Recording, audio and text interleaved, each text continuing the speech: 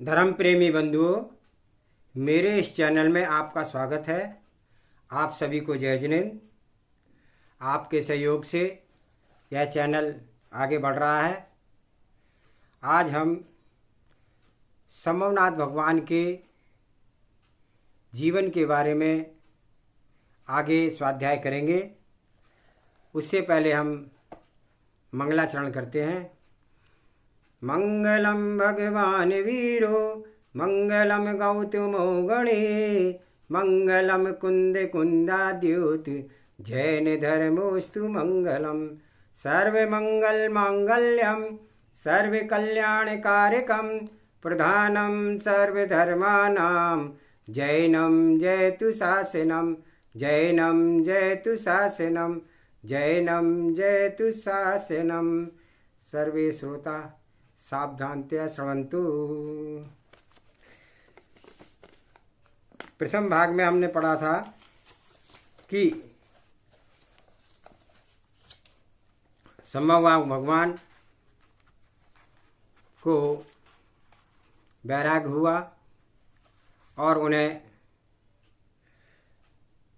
मन परे ज्ञान दीक्षा लेते ही मन परे ज्ञान हो गया। उनकी आत्मा की विशुद्धि प्रबल प्रमाण यह था। अब आगे बढ़ते हैं कि दूसरे दिन उन्होंने आहार के लिए शाश्वती नगरी में प्रवेश किया। उन्हें देखते ही राजा सुरेंद्रदत्त ने पड़गाहन किया, उन्हें विधि पूर्वक आहार दिया। आहार दान से प्रभावित होकर देवों ने सुरेंद्रदत्त के घर पंच आश्चर्य प्रकट किए।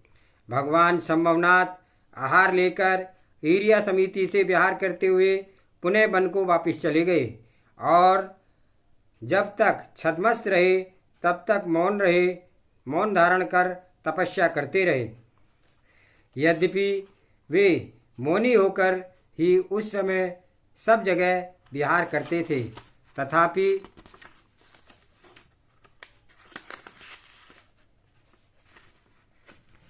उनकी सौम्य मूर्ति देखने मात्र से ही अनेक भव्य जीव प्रबुद्ध हो जाते थे। इस तरह 14 वर्ष तक तपस्या करने के बाद उन्हें कार्तिक कृष्ण चतुर्दशी के दिन मक्षिर नक्षत्र में संध्या के समय केवल ज्ञान प्राप्त हो गया। भवनवासी, व्यंतर, ज्योतिषी और कल्पवासी इन चारों प्रकार के देवों ने आकर के उनका केवल ज्ञान कल्याणक का उत्सव किया। इंद्र की आज्ञा से कुबेर ने समोषण की रचना की, जिसके मध्य में देव सिंहासन पर अंतरिक्ष विराजमान होकर उन्होंने अपनी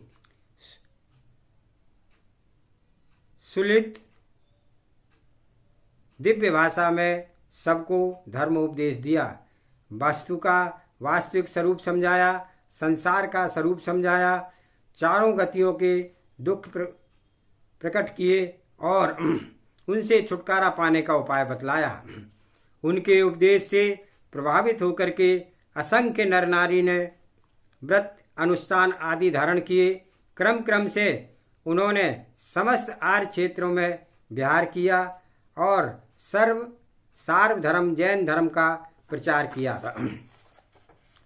उनके समवसरण में चारुसेन आदि 105 गणधर थे। 2150 द्वादशांक के वेद्या थे। 1,29,300 शिक्षक थे। 9,600 अवधि ज्ञानी मुनि थे। 15,000 केवली मुनि थे। 12,150 मन प्रज्ञान ज्ञानी मुनि थे। 29,060 विक्रिया रिद्धिधारी मुनि थे और 12,000 वादी मुनि थे। इन गुणियों के भरा हुआ समोषण बहुत ही भला प्रतीत होता था। धर्माचार्य आदि 3,20,000 आरिकाएं थी।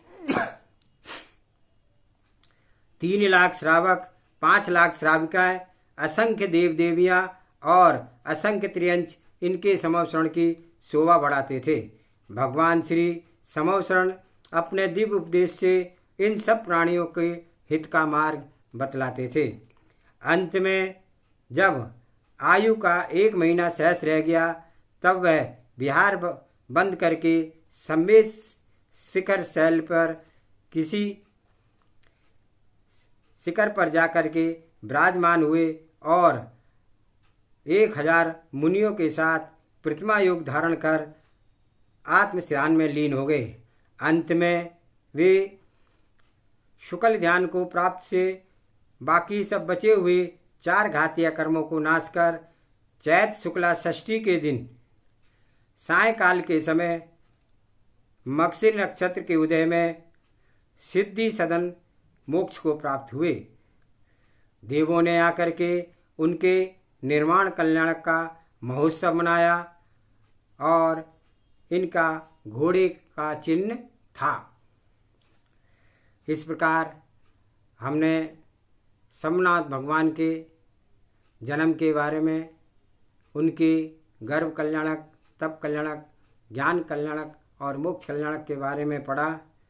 किस प्रकार से उन्होंने यह अपना जीवन, अपनी राज अवस्था आदि को छोड़ करके त्याग धारण किया और मोक्ष की प्राप्ति की।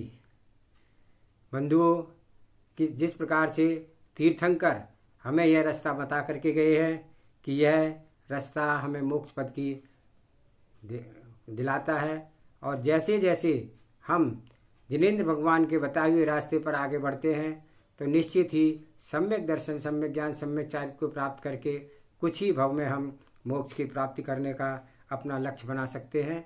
सभी को जय जिनेंद्र। आज के वीडियो में इतना ही। आप वीडियो को शेयर करें, लाइक करें और सब्सक्राइब करें ताकि अधिक से अधिक लोग इसको जान सकें। जय जिनेंद्र।